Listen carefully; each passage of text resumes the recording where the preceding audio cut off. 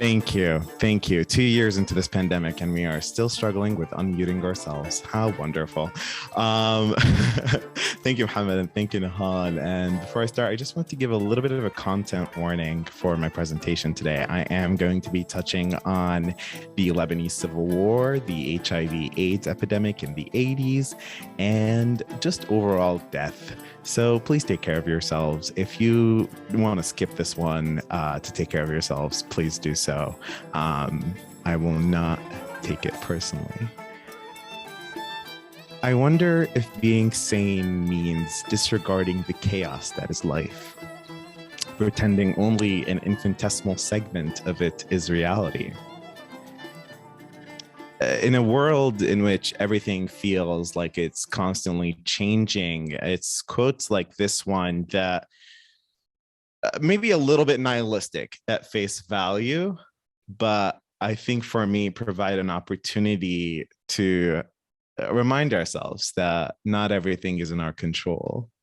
And if the way that we cope is to embrace the chaos that is life as something that is unrealistic, then so be it. But that's just my read of it. This is the first thing that you read in Rabih Alameddine's debut novel, Koolaids, The Art of War.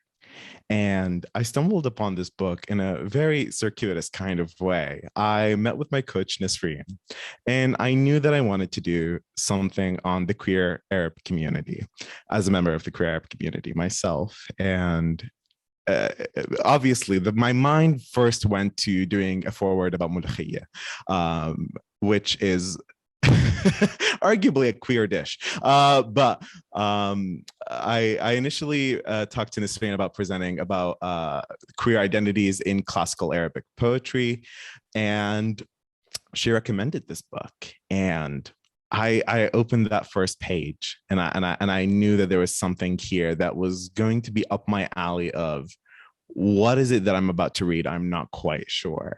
So I jumped into this book, again, Koolaids, The Art of War by Rabih Alameddine. And if any of you might have picked up, it borrows from Kool-Aid, right? The metaphorical Kool-Aid, the drink that you drink, but also that you drink in submission to something. And then also it borrows on Sun Tzu's The Art of War. And I just wanted to show you the covers of the book here. We're going to touch upon the covers in a little bit. But before we jump into the book and everything, I just want to give a quick overview of the author, Rabih Alameddine. He was born in 1959 in Amman, Jordan, to Lebanese Druze parents.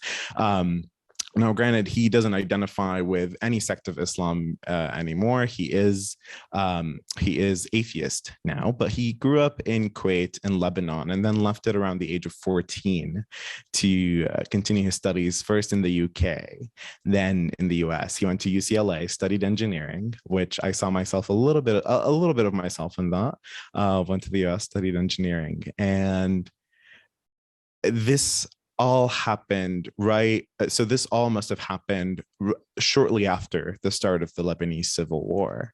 And he was, again, in the US, in San Francisco, and after college, he went to San Francisco, and he was there during the 80s. And as a member of the queer community, he lived through the HIV/AIDS epidemic of the 80s that he talks in interviews about how it took away a lot of his friends during the time. So it's quite funny, actually. His response to the impermanence of life, I think he calls it, was to quit his day job as an engineer, start an all gay men's soccer team, and work as a bartender, which is quite hilarious to me, I must say. And he also went on a 6-month shopping spree. He says that as well. And I find that quite hilarious in response. But during his work as a bartender, he would have these Irish regulars at the bar that he worked at. And that banter that he had with them directly fed into this book that his first novel in 1998. Koolaids. He also paints. And actually, weirdly enough, the covers of the book that you see here are self-portraits that he actually drew of himself. So both covers are self-portraits that he drew. Um, and I think you will see the connection there when we talk about the characters. But before that, I want to situate Koolaids at the intersection of the Lebanese Civil War and the HIV/AIDS epidemic. So obviously, the Lebanese Civil War took place between the mid 70s and early 90s. He kind of takes us a little bit before that and a little bit after that, and it outlined and you know the Lebanese Civil War was the conflict that happened between the Christian and Muslim communities in Lebanon, and a lot of the book actually navigates the green line, right, with West Beirut being predominantly Muslim and Eastern Beirut being predominantly Christian, and the Civil War. I think the official estimates say 120,000 fatalities. But throughout the book, he also touches upon the Palestinian occupation, Syria's involvement in the war, America's involvement in the war.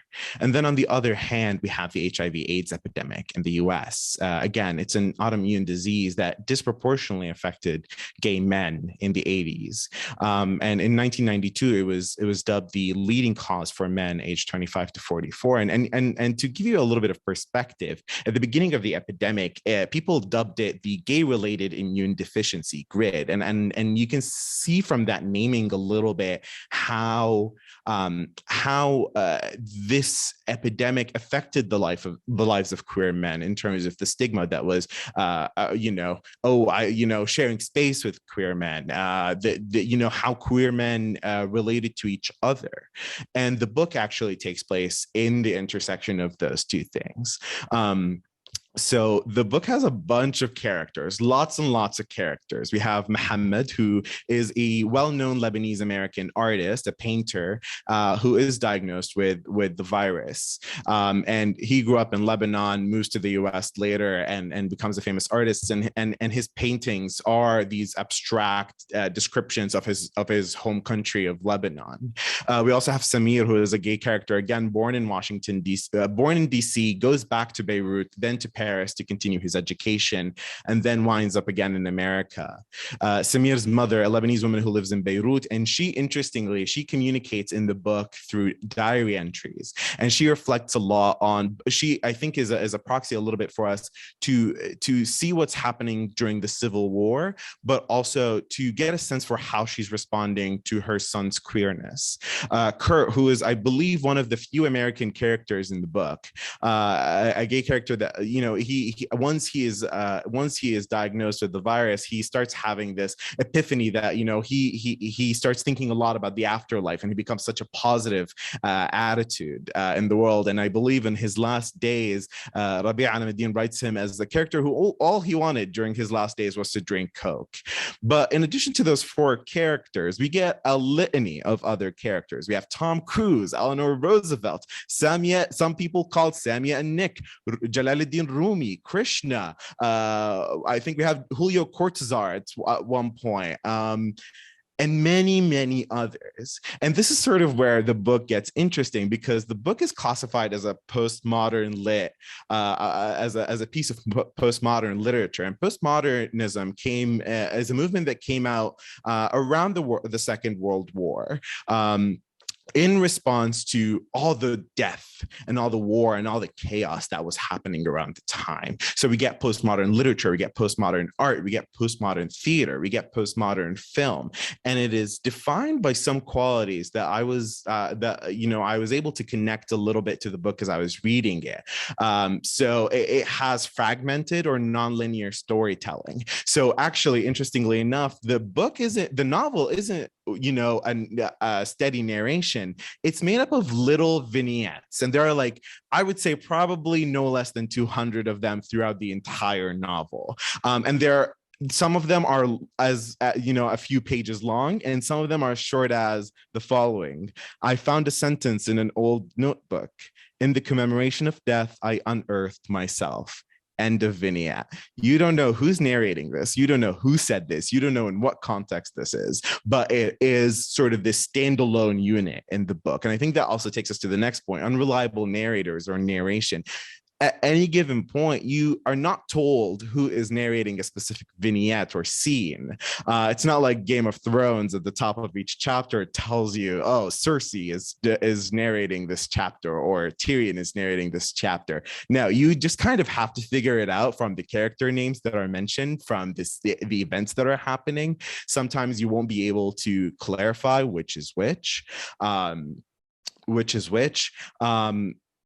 And sometimes some vignettes don't even have narration. Some of them are excerpts of historical articles. Some of them are emails. Some of them are these sort of metafictional waxing poetic on what does it mean to exist. It really is hard to grasp what exactly you are reading at any given moment. Repetition is also another thing that happens quite interestingly. And I put an example here to show you a little bit. This is the first page of the book versus the last page. So a quick read here. Death comes in many shapes and sizes, but it always comes. No one escapes the little tag on the big toe. The four horsemen approach. The rider on the red horse says, this good and faithful servant is ready, he knoweth war. The rider on the black horse says, this good and faithful servant is ready, he knoweth plague. The rider on the pale horse says, this good and faithful servant is ready, he knoweth death. The rider on the white horse says, this good and faithful servant killed his best friend, let him suffer. The testy rider on the white horse leads the other three lemmings away. My eyes hurt, they hurt from the inside, a constant throbbing. But the ending of the book, this is the last scene in the book, this is the beginning of the book. The ending of the book, we get a very similar vignette, except the ending goes, the rider on the white horse says, I love you, Muhammad. The propitious rider on the white horse leads us away. I die. And again, it's that sort of repetition that and it happens more times throughout the book. I just wanted to sort of compare the beginning and the end. Lack of a narrative through line. Again, you're not quite sure what you're reading at any given moment. It's so thrown apart. Some stories are told not beginning, middle, and end. You actually, sometimes you're dropped into Muhammad's life. You're dropped into a scene later with Muhammad later in his life. But then later on in the book, you actually end up in a scene that is earlier in his life. So it's, it took a little bit of serial killery, board on the wall, thread and needle to sort of connect what order these things are happening in.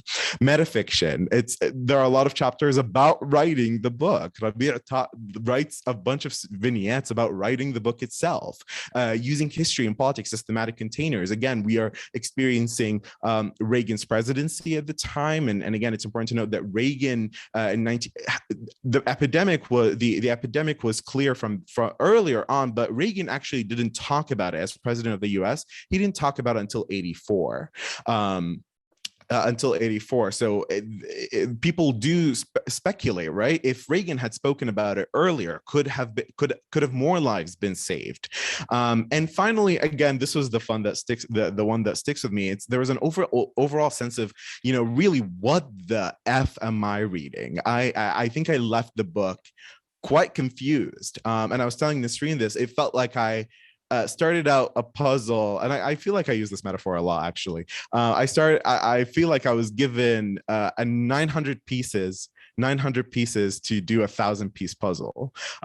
So that, and the book didn't receive a lot of good reviews. A lot of people said that there was a lack of narrative flair. It really didn't make sense. It didn't make sense a lot, but there was a sense of pride that was also important. So where to go next? Rabih Alameddine has a lot of other cool books that you should check out, like Hakawati, which is a story about a Lebanese American artist who goes back to Beirut to attend his father's funeral. And his most recent book, which deals with how do we really help Syrian refugees. Arab postmodernism, again, is a super cool topic. And again, there are a lot of awesome writers writing into this, like Adonis, Mahmoud Darwish, Huda Barakat, queerness in Arab lit. So again, classical poetry, and there was a chapter of a book that I almost presented on, but I didn't quite do it.